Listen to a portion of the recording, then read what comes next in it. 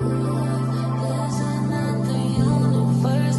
Please make some noise. Let me. Hi guys, welcome back to this channel. This is Fusion with Erin, and I'm Erin. Today we are going to dissect on what it is that happened in the morning hours of the Madlanga Commission of Inquiries. We have a very interesting person on the stand today. His name is Mr. Joe, aka Ferrari, aka Sibanyoni. So it's Joe Sibanyoni in essence, really.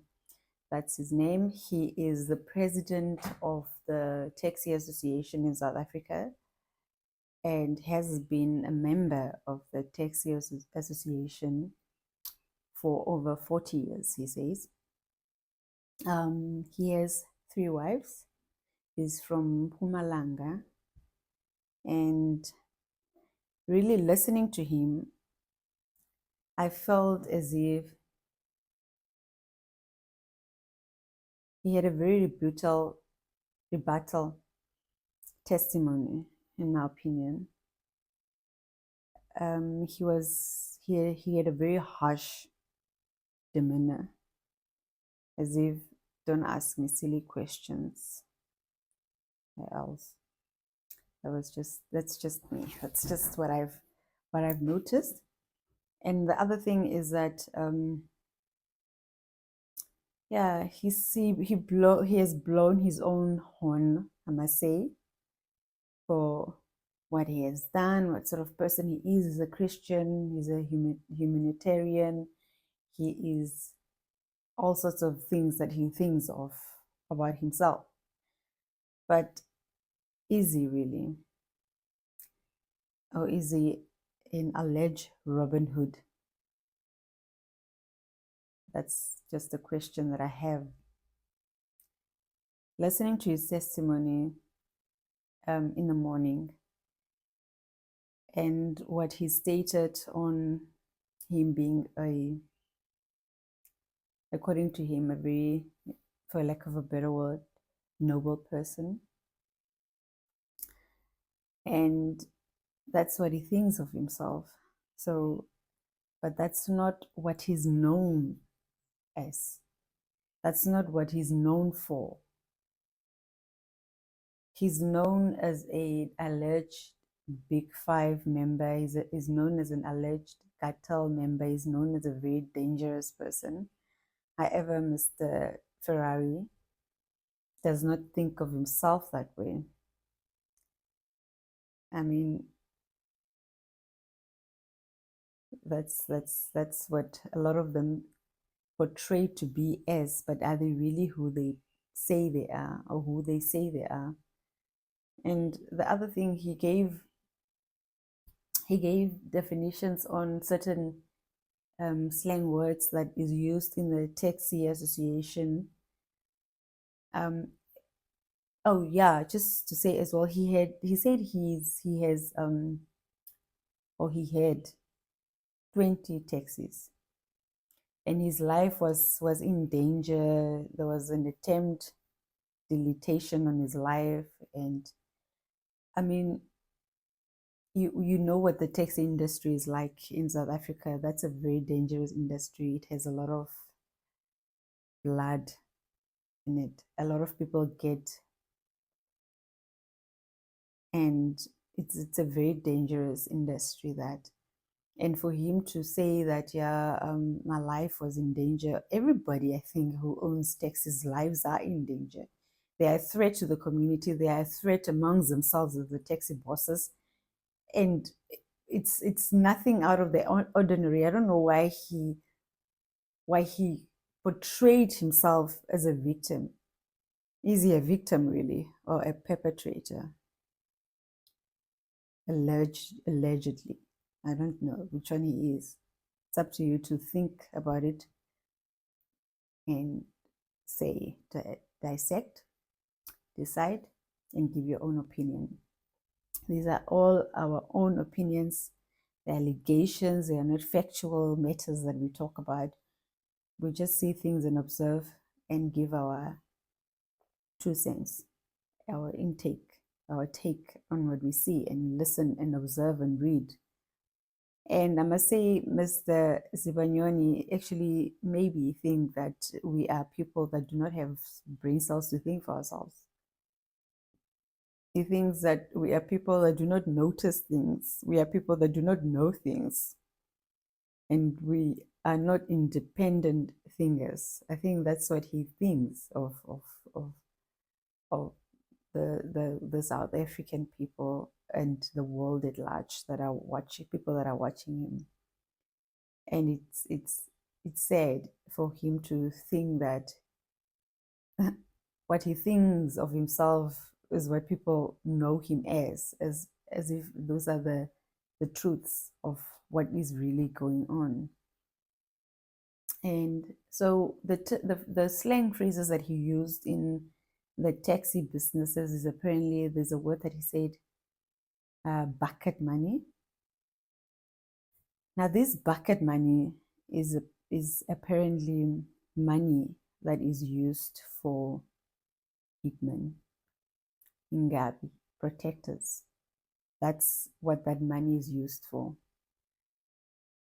And he claimed, he mentioned another slang word, which was sock money, sockies. So the sock money was a thing of,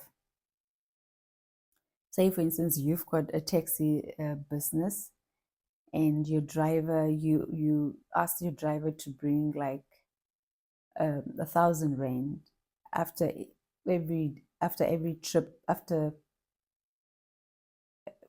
he completed his trip for the day. So he needs to bring you 1,000 rand every day, right? And here's one particular day that he brings you only 800 rand. And then you ask him, so what happened? Where's the rest of the money? And then he will then tell you, no, it was a very slow day, and so on. So what the bosses, the alleged taxi bosses apparently do is that they frisk search this driver before they start searching for the money in the cars, in the taxis. So what they do is they frisk search the guy, ask him to remove his shoes, his socks, and that's most of the time they find the money in the socks. So that is called the sock money. So I don't think in the first part of the commission, he even as he was reading his statement, what he was saying did not hold any water, really. It was really just basic things and baseless, if I may, for lack of a better word. And he was making himself look as if he's this hero of a person, noble man, and all of that. That's what he was portraying himself as. But in the same breath, it's as if he was intimidating people around him, people that are watching him, people that are there in person, questioning him, looking at him. And I ask myself, you claim to be this noble person whose hands are clean. How did you get into the position that you are in? For over 40 years. I mean, you know this business more than anybody else does, more than a lot of people do. And you've been in it for over 40 years and you claim that your life is at risk. Whose lives have you yourself maybe not threatened as well, not to get to the position that you are in? It's just a question. And people really tend to forget the evil that people do, the crimes that they commit, and we start glamorizing these evil things as if it's really just nothing. And that's a scary part of where the world is headed to. And it's very unsettling for me. That was just really the first half of the Madlanga Commission of Inquiry. It's not everything that he said. It's really just things that I picked up from what he was saying. and he had his lawyer there as well. The lawyer is Sean Abrahams, a very known former NPA head. So he, Sean Abrahams, Mr. Sibonyoni's attorney, was born in the Western Cape. His father worked in the construction, and his mother was a teacher. So Mr. Sean Abrahams then went to Pietermaritzburg in KwaZulu-Natal, I believe that's where he schooled. And he was the head of the NPA, and there were allegations of fraud against him. And that's how he lost his job as the head of the NPA. His successor was then Silas Ramaite was his successor, but Mr. Silas Ramaite was the acting of the NPA. So after Silas Ramaite came Shamila Batoy, Advocate Shamila Batoy. That was on the 4th of December 2018. That's when she took charge of the NPA, which was now NDPP. So she was now the one that initially, for a very long period of time, succeeded him. And that's how his career as the NPA ended. And Mr. Sean, the lawyer, the attorney, also represented, I think, Mr. Jacob Zuma in one of his cases as well, if I'm not mistaken. So he's a very prominent lawyer. I mean, he was a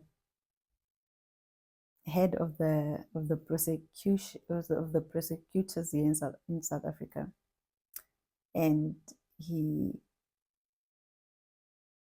did whatever allegations of fraud or corruption, rather, allegations that were found against him, and he was found wanting. That's how he lost his job.